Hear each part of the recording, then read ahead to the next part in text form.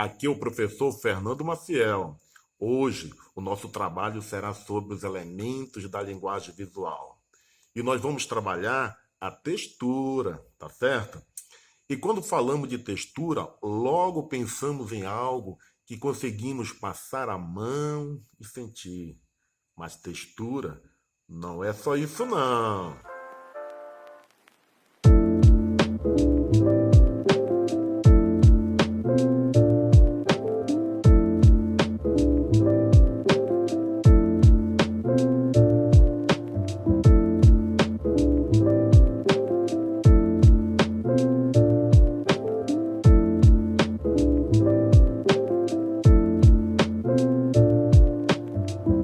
A textura é a qualidade impressa em uma superfície, enriquecendo as impressões e sentidos que teremos de determinada forma.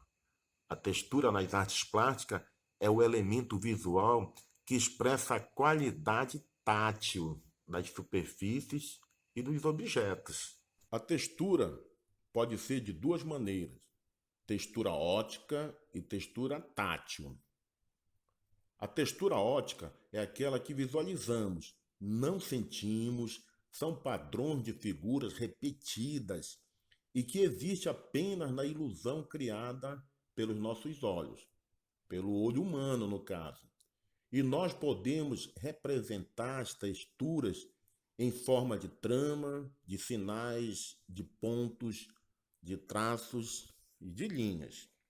A textura tátil são aquelas que, além de visualizar, nós a sentimos com as mãos.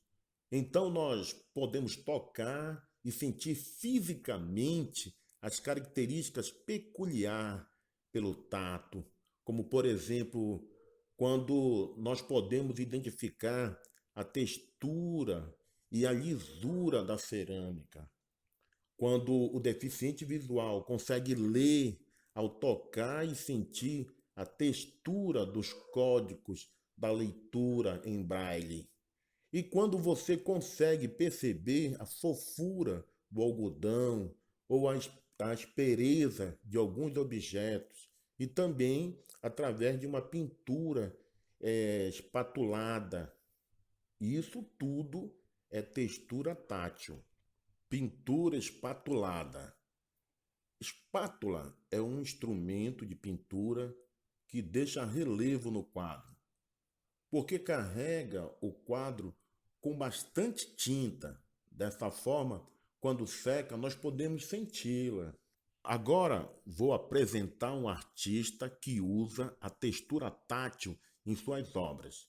E eu estou falando de Jackson Pollock. Ele foi um artista norte-americano muito importante para o universo das artes na primeira metade do século XX. Ele pode ser considerado um dos criadores do expressionismo abstrato.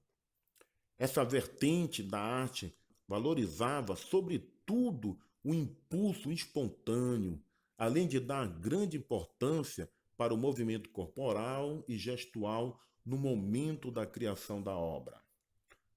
Pollock é lembrado como o artista que explorou ao máximo a técnica conhecida como gotejamento. Ele colocava suas imensas telas pelo chão e deixava a tinta escorrer pelo pincel, formando um desenho maravilhoso. Ou seja, ele simplesmente derramava tinta líquida sobre a tela, criando composições abstratas com linhas emaranhadas e padrões imprevisíveis. Agora, quando falamos de textura ótica, eu quero mostrar uma obra do nosso brasileiro Romero Brito. Quem não conhece as obras de Romero Brito? Elas estão por todo lugar. O Romero é um artista contemporâneo, ou seja, do nosso tempo. Ele trabalha com texturas óticas. Romero Brito é um artista plástico brasileiro de grande renome internacional. Ele está radicado nos Estados Unidos, Lá desenvolveu trabalhos nas áreas da pintura, escultura e serigrafia. O Romero Brito é chamado também de artista pop brasileiro. Romero é muito conceituado nos Estados Unidos e teve quadros adquiridos por muitas celebridades norte-americanas, como Madonna, Michael Jackson e Arnold Schwarzenegger. A textura é tão importante quanto a linha, o ponto, a cor e a forma. Existem várias técnicas para se criar texturas nas artes plásticas.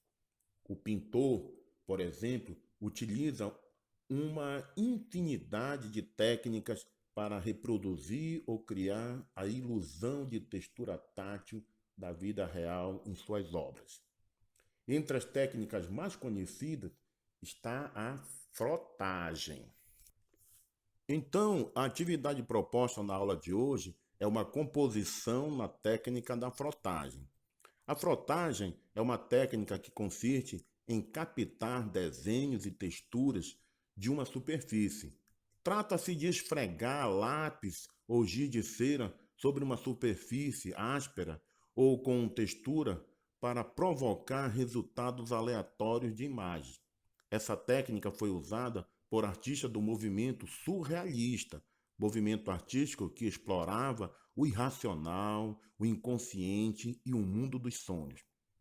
Para fazer a atividade proposta, use os seguintes materiais necessários: giz de cera ou lápis de cor, folhas de papel, folhas de árvores ou plantas, moedas e outras superfícies com texturas. Primeiro passo: separe giz de cera, coloridos ou lápis de cor, folhas de papel A4, folhas de algumas plantas ou árvores, moeda e outras superfícies com textura. Veja aí na imagem. Segundo, coloque o papel A4 ou a folha do seu caderno sobre a folha ou objeto ou superfície escolhida por você, como você pode ver aí na imagem. Friccione o giz de cera ou lápis de cor sobre a folha de papel, de modo a registrar a textura do elemento escolhido. Acrescente outros elementos sobre a folha de papel, distribuindo-os até criar uma composição.